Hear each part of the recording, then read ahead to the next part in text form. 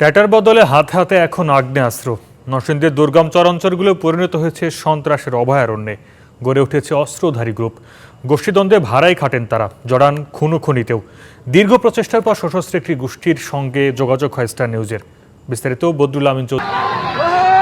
আপনার কেউ ভয় পাবেন না, আমাদের প্রচুর পরিমাণ সরঞ্জাম আছে, ইনশাআল্লাহ 24 ঘন্টার জন্য আমরা প্রস্তুত আছি।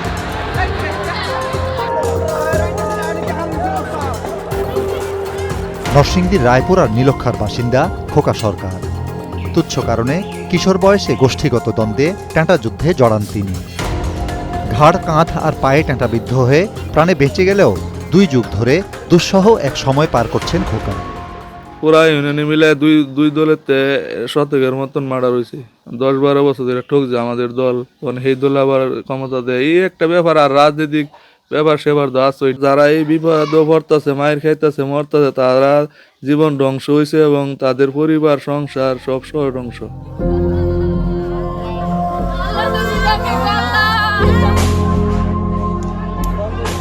সময়ের আবর্তে টেঁটার বদলে হাতে উঠেছে আগ্নেয়াস্ত্র। গেল 8 ডিসেম্বর ঝগড়া থামাতে গিয়ে গুলিবিদ্ধ হয়ে প্রাণ হারান প্রবাসী মামুন মিয়া। ছেলেকে বাঁচাতে গিয়ে আহত হন তার বাবা আউয়াল মিয়া। মামলা করলে প্রতিপক্ষের হুমকিতে এখন বাড়ি ছাড়া গোটা পরিবার। আমরা মিলের মধ্যে আসছিলাম, পরে হেরা কি কারণে যে আমার ছেলেরে মারছে এটা আমি নিজেও কইতারি না। ফোলার গুলি করছে প্রথম, পরে করছে আমারে, পরে ভরে আছে সাথে সাথে তো ভরে আছে পরে আমি তো অজ্ঞান হই পড়ে গেলাম গা। এই বাবা আরো হুমকি টুমকি দিতেছে, এরা আমরা মারাধরি করবো। আরও ভয়াবহ বিষয় হলো নরসিংদীর চরগুলোতে গড়ে উঠেছে অস্ত্রধারী গ্রুপ, যারা গোষ্ঠীগত দ্বন্দ্বে টাকার বিনিময়ে অংশ নেয়, ভাড়া দেয় আগ্নেয়াস্ত্র। দীর্ঘ প্রচেষ্টার পর সশস্ত্র একটি গ্রুপের সাথে যোগাযোগ হয় স্টার নিউজের। নাম পরিচয় গোপন রাখার শর্তে কথা বলতে রাজি হন তারা। যখন একটা মডেল হেরা মিটিং বসে 60-70 লাখ টাকা বন্ধক করে, তারপর হেরা নেতারা নেয় কিছু, পুলিশ দেয় কিছু, উকিল দেয় কিছু, যারা জনগণ হেরা কিছু পাই না। আমরা জীবন রক্ষার জন্য আমরা এই জিনিস লুছি। 5 আগস্টের পর আপনার যখন সরকার পতন হয়েছে, তখন আইন শৃঙ্খলার একটু অবনত, এই সুযোগে এই জিনিসগুলি, অবৈধ অস্ত্রগুলি মহিষখালী ওই দিকে থেকে আপনার এইগুলি বিজিবি সেনাবাহিনী যখন তৎপরতা কম থাকে, তখন ওরা ওই দিক থেকে সাপ্লাই করে। অস্ত্রধারী গ্রুপের সদস্যরা জানান, মূলত রাজনৈতিক প্রভাব বিস্তার ও অবৈধ বালু তোলার ব্যবসাকে কেন্দ্র করে অস্ত্রের এই ঝনঝনানি বাড়ছে।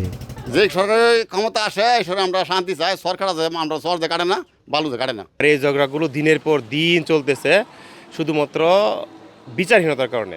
সবচেয়ে বেশি অস্ত্র আওয়ামী লীগের লোকের কাছে নীলক্ষা।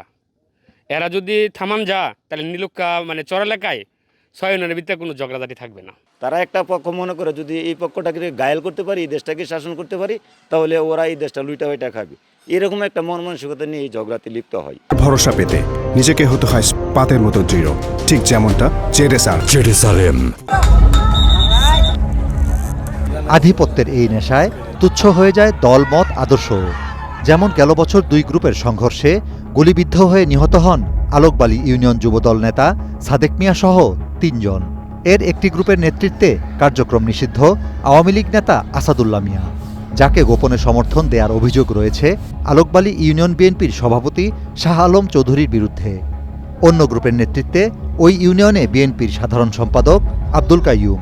একবার আমরারটা ভাঙে আবার হারারটা ভাঙে, যেমন আমরা নিরহ আছি, আমাদেরও তো ক্ষতি, আমরা কাজ করতে পারি না ঠিক মতো না। আমরা শান্তি চাই, আল্লাহ শান্তি করে দেশটা। 2-1 বার মানববন্ধন করার জন্য প্রস্তুত নিয়েছিল, তাদেরকে তারা মাইরা দইরা গুলিমুলি কইরা ককটেল চক্কেল বুমসুম ফাটাইয়া তাদেরকে আতঙ্ক করে তুলে দিচ্ছে। সাধারণ মানুষ কোথায় যাবে?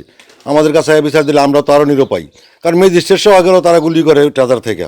এটা বিএনপির না, কিছু লোক তাদের নাম বিএনপিতে নাই, হ্যাঁ, কিছু লোক আছে এরা পিছনে ইন্ধন যোগাচ্ছে আর কি, কিন্তু ওপেন হচ্ছে না। Criminal data management system CDMS এর তথ্য বলছে 2011 সালের 3 নভেম্বর থেকে গেল 14 জানুয়ারি পর্যন্ত 15 বছরে নরসিংদী মডেল থানায় হত্যা মামলা হয়েছে 325টি, আর গেল 5 বছরে 85টি।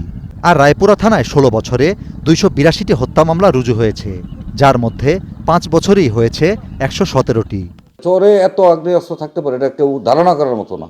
এই আগ্নেয়াস্ত্র দিয়ে তারা নামে 10-15 মিনিটের ভিতর শেষ, 2-4-5 জন মারা যায় শেষ। যারা নেতৃত্ব দেয় ওরা কিন্তু তাদেরকে ইনফ্লুয়েন্স করে। নির্বাচন সামনে রেখে আগ্নেয়াস্ত্রের ব্যবহার বাড়ার শঙ্কায় আছেন নরসিংদীবাসী।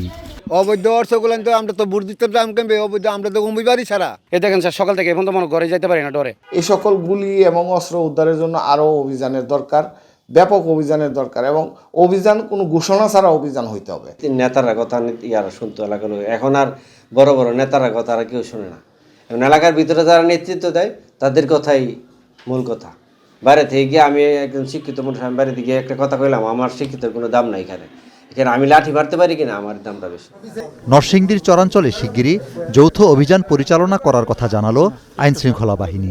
যাদের কাছে অস্ত্র আছে তারা যাতে এই অস্ত্রগুলো সমর্পণ করে, আর যদি না হয় তাহলে রাষ্ট্রের যে বিভিন্ন সংস্থাগুলো আছে তাদেরকে নিয়ে আমরা যৌথভাবে অভিযান পরিচালনা করে তাদেরকে আইনের আওতায় নিয়ে আসব।